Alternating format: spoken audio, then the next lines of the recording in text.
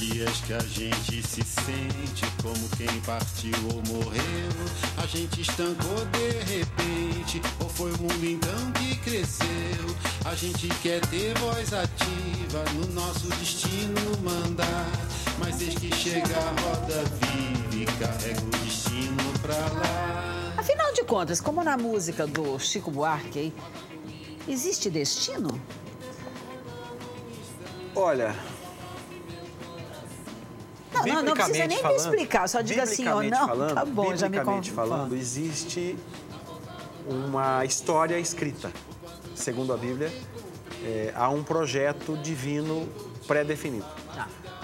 Mas, até onde tenho aprendido e tenho podido ver na Bíblia, o ser humano tem um grande poder de estragar ou de melhorar esta questão, não é? Então, eu creio que o Criador fez um projeto completo, perfeito.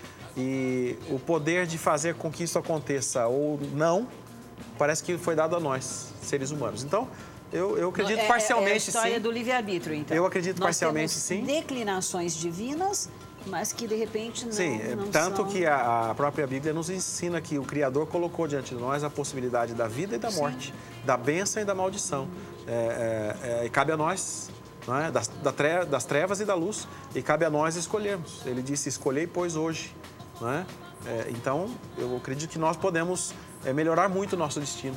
Inclinações não são determinações, hein, exatamente. gente? É uma coisa sutil. Bom, a gente falava antes do intervalo do homem. É covardia do homem ou é omissão do homem? Então, o ser humano tem muitos medos, não é? Nós temos muitas inseguranças, muitos temores, até porque nós precisamos nos proteger. Todo mundo tem medo de pular da janela. E quando se perde esse medo, morre, não é? Então, um certo medo é saudável. Nos faz tomar determinadas iniciativas. E talvez até o medo da solidão nos faça pensar melhor em construir um bom casamento. E as tragédias dos casamentos dos outros deveriam nos ensinar a cuidar melhor do nosso. Não é? E eu quero aqui lembrar aos telespectadores de que todos nós um dia vamos ficar velhos. E como velhos, vamos ser menos gostados, não é?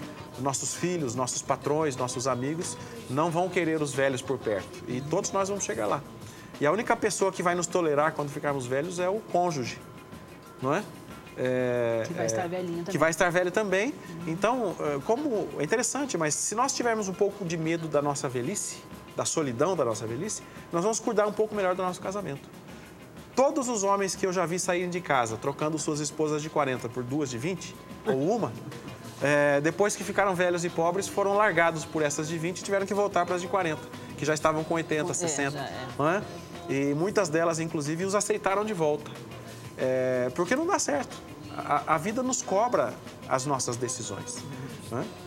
Então, eu acredito que não se trata só de covardia. A covardia tem muito a ver com nossos medos, nossos temores.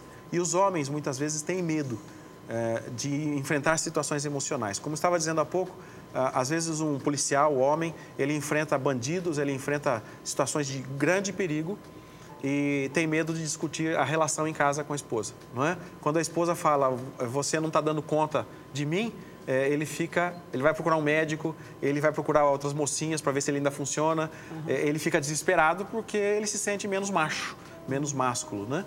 Tem a crise dos 40, que o homem fica desesperado, 40, 50, sei lá, em testar a sua virilidade, enfim, porque a sociedade cobra muito do homem. Observe que um homem que trabalha à noite não tem o direito de dormir de dia, porque um homem que dorme de dia é vagabundo, não é? A mulher não tem esse problema.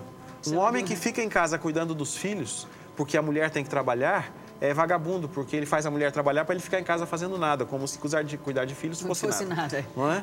Que, aliás, é um trabalho e quando bem a difícil. mulher fica em casa cuidando dos filhos, ou dorme até meio-dia porque passou a noite cuidando dos filhos, ou porque trabalha à noite, coitadinha, ela trabalha demais para sustentar aquele vagabundo, não é? Então, o homem é massacrado por uma sociedade que exige que ele seja muito mais macho do que ele pode ser. Não é? Nós não fomos criados para sermos super-heróis como nós vemos na televisão. Os super-heróis americanos, eles são interessantes, eles nunca ficam cansados, nunca se sujam, as balas nunca acertam neles, não é? Coisa que nós, homens, realmente não podemos ser. Não adianta nós olharmos um filme de televisão e queremos repetir aquela história. Não somos assim. Somos pessoas com emoções, podemos ficar loucos, podemos ter estresse, podemos ter depressão, não é? Podemos ter crises. E aí, então, a tendência do homem macho, muitas vezes, é mentir. Ou até para sustentar uma aparência que foi dito a ele que ele tem que ter, mas ele não tem.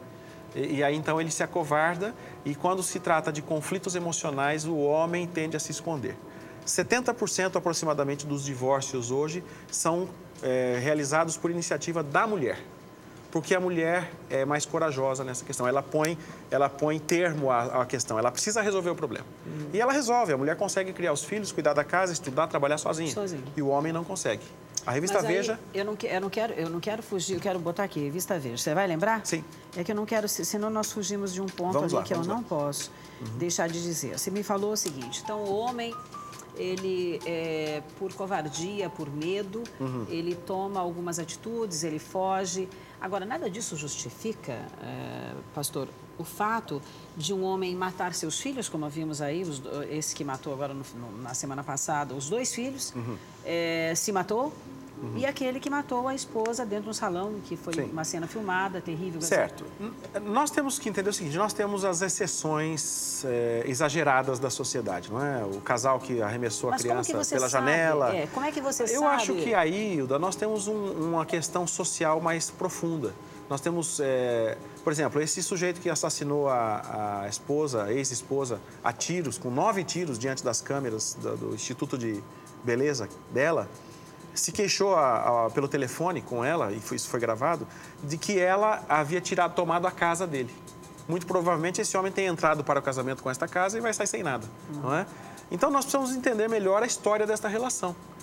Quem sabe o judiciário não foi capaz de julgar corretamente alguma coisa. Eu analiso até o